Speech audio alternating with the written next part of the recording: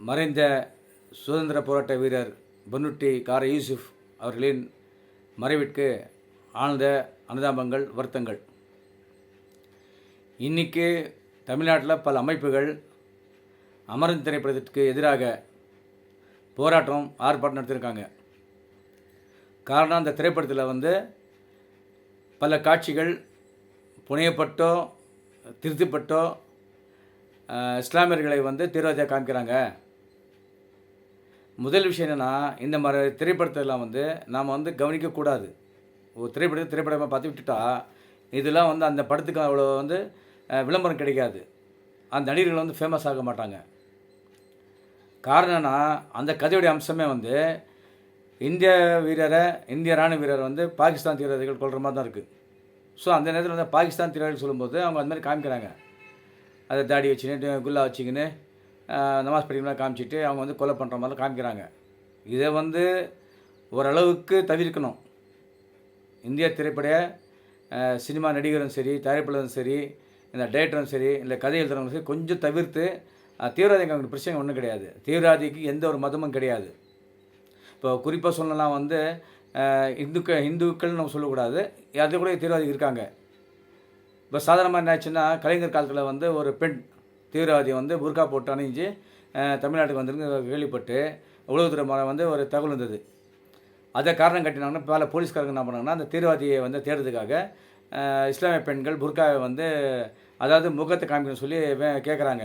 அப்போ சில அமைப்புகள் என்ன பண்ணிச்சா, கலைஞர் முஸ்லீம் பெண்கள் கேவலப்படுத்துகிறார், புர்காவை பர்தாவை தூக்கி காமிச்சு முகத்தை காமிக்கணும்னு சொல்லி அறிவிச்சா சொல்லி அது ஒரு வகையாக போயிடுச்சு. உண்மையாக என்னென்னா, அந்த காலகட்டத்தில் அபினவ் பாரத் ஒரு தீவிரவாத அமைப்பு அது இந்தியாவில். அந்த அமைப்புடைய பிரயாகரா சிங் தாகூர் அந்த பெண்மணி அஜ்மீரில் குண்டு வச்சாங்க. 8 பேர் செத்தாங்க, 8 பேர் காயமடைஞ்சாங்க. அது ஒரு விசாரணை இருந்துச்சு. அதே மாதிரி அந்த அம்மா பிடிப்பட்டாங்க. அந்த மாதிரிலாம் சொல்லக்கூடாது, தீவிரவாதி முண்டை பிடிப்பட்டுச்சு. அந்த முண்டை பிடிப்பட்டுச்சு. ஆனால் அந்த கேஸ் நடந்து ஏதோ ஒன்று நடந்து அந்த காலகட்டத்தில் ஏதோ ஒரு வகையில் பண்ணி என்னையை எல்லாருமே எந்த தப்பு இல்லை சொல்லி வெளிவிட்டாச்சு. அப்புறம் அந்த முண்டச்சி என்ன பண்ணிச்சா, முண்டச்சி தான். அந்த முண்டச்சி என்ன பண்ணிச்சு, பாரதிய ஜனதா சேர்ந்து எலெக்ஷன் எம்பியாக கூட ஆயிடுச்சு. இதே இந்தியாவோட பார்லமெண்ட்டில் ஒரு தீவிரவாத பெண்மணி, தீவிரவாதி தான் அது, வெளிவந்த காரணம் ஏதோ ஒரு காரணம் வச்சுங்க, அந்த பெண்மணி எம்பியாக இருந்தாங்க. எந்த அரசாங்கம் தடுக்கலாத்த. இது மாதிரி பல அமைப்புகள். ஆர்எஸ்எஸ் என்ன சுயம் சேவக்குன்றாங்க, என்ன இருக்குது, ராஷ்ட்ரிய சுயம் சேவக்கு, அதுவும் தீவிர அமைப்பு தான். பல முறை இந்திய அரசாங்கம் தடை பண்ண அமைப்பு தான் அது. ஆனால் இன்றைக்கி செயல்பட்டுருக்கு. அதை சில கம்நாட்டிங்க தூக்கி கொண்ட கம்நாட்டிலாம் இருக்காங்க. இங்கே இதெல்லாம் என்னன்னா நாட்டுக்கு தேவை என்ன இருக்குது அது மட்டும் பார்க்கணும். சில விஷமிகள் இந்த மாதிரி விஷயங்கள்லாம் செய்வாங்க.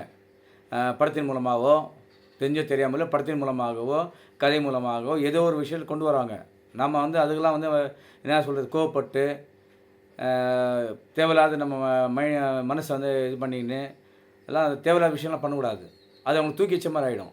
அவங்க கேட்குறதே அதுதான், நம்ம ஏதாவது பண்ணுவோம், அதை வச்சு நீங்கள் வாங்க, வந்தால் இதை வச்சு நான் பெருசாக பண்ணி அது மூலமாக ஒரு ஓட்டு வாங்கி இந்தியா மக்களின் ரத்தத்தை குடிக்கணும், ஜாதி அரசியல், மதவாத அரசியல், இனவாத அரசியல்லாம் செய்யணுன்றான் அவங்கள நினைப்பு. அதை தயவு செஞ்சு இஸ்லாமியர்கள் செவி சாய்க்காதீங்க, கண்டுக்காமல் போயிடுங்க. கேட்கலாம், கண்டுக்காமல் போய் நடக்கட்டும். அதுக்கப்புறம் என்ன இருக்காங்க, 7 நேரம் பண்ண முடியும் அவங்க. அதுக்காக தான் சொல்ல வரோம். ரெண்டாவது விஷயம், கடைசி உலகப் போர் ஒரு மிகப்பெரிய நடிகர், ஹாலிவுட் நடிகர் தூக்கி சாப்பிட்றவர். அவரை நம்பி தான் இந்திய அரசாங்கமே இருக்குது, இந்தியாவே இருக்குது. இந்திய திரைப்படம், இந்திய தொழில், இந்திய அரசாங்கம், இந்தியாவோட அனைத்து கட்சிகளும் அவரை நம்பி தான் இருக்காங்க. பேர் கூட ஹிப்பு ஹாப்பு தமிழா, நடிகர் ஆதி டங். அந்த இச்சப்பூரிக்கு என்ன பண்ணியிருக்கு, ஒரு படம் எடுத்திருக்கு, உலக கடைசி போகிறான். இவங்களாவது பரவாயில்ல, இஸ்லாமியரில் தாக்கி ஏதோ ஒன்று பண்ணுறாங்க வச்சுங்களேன். இந்த கம்நாட்டி என்ன பண்ணுறோன்னா மொத்த இந்தியர்களையும் தலைக்குனி வைக்கிறான். கதாம்சம்னா வட கொரியா பல நாடெலாம் வந்து சண்டை ஆகிட்டு பிரிஞ்சுடுவாங்களாம். அப்போ வட கொரியா என்ன பண்ணுமா, ஒரு நாடாக வந்து சுற்றி வளர்ச்சி பிடிச்சி வருமா. அந்த சமயத்தில் வந்து இந்தியாவை பிடிக்குமா. இந்தியா பிடிச்சி இந்தியாவுடைய பிரதமர் பயந்துருவாராம், உள்துறை அமைச்சர் பயந்துருவாராம், எல்லாம் போயிடுவாங்களாம். என்ன பண்ண தெரியாமல் போயிடுமா. அப்புறம் டக்குன்னு கதை வருதுன்னா தமிழ்நாட்டில் வருது. தமிழக நாட்டில் வந்து என்ன பண்ணுறதுன்னா, தமிழ்நாடு அரசாங்கத்தை பிடிச்சிட்டு அங்கே வந்து என்ன பண்ணுறாங்க, தமிழக முதல்வர் கைது செய்யப்படுறாரு. மக்கள்லாம் வந்து கஷ்டப்படுறாங்க, துப்பாக்கிகளை சுடுறாங்க, என்னென்ன பண்ணுறாங்க. அப்புறம் என்ன ஆகிடுது, அந்த தமிழ்நாடை காப்பாற்றுக்கு இந்திய அரசாங்கம் வந்துடுது. இந்திய அரசாங்கம் வந்து என்ன பண்ணுறது, இராணுவத்தை அமைக்குது. அந்த இராணுவம் வந்து எதுவுமே செயல்பட முடியாமல் தவிச்சிட்டு ரொம்ப என்னன்னு சொல்கிறேன், சாப்பாடுக்கு தண்ணிலாம் தவிச்சு அவங்கள்ட்ட மண்டிடுறாங்களாம். அப்போ என்ன பண்ணுறாங்கன்னா, நீங்களும் சுதந்திரம் பண்ணாங்க, என்னுடைய தேசிய கொடியை வந்து வணங்கணும், சொல்லிட்டு வைக்கணுன்றாங்களாம். உடனே என்ன பண்ணுறாங்க, இந்திய ராணுவர்கள்லாம் வந்து முட்டி போட்டு சொல்லிட்டு அடிக்கிறாங்களாம் அந்த கொடியை. அப்புறம் வந்து தமிழக முதல்வர் வந்து அந்த கொடியை சொல்லிட்டு வைக்கிறாங்க அவர் காப்பாற்றிக்காக.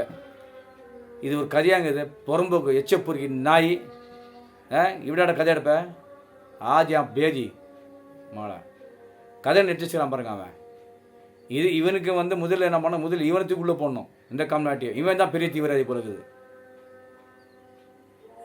ஆதி தயவு செய்து மன்னிப்பு கேட்கணும், இல்லைன்னா அந்த கம்நாட்டி மேலே சட்டப்படி நடக்க தொடரப்படும்.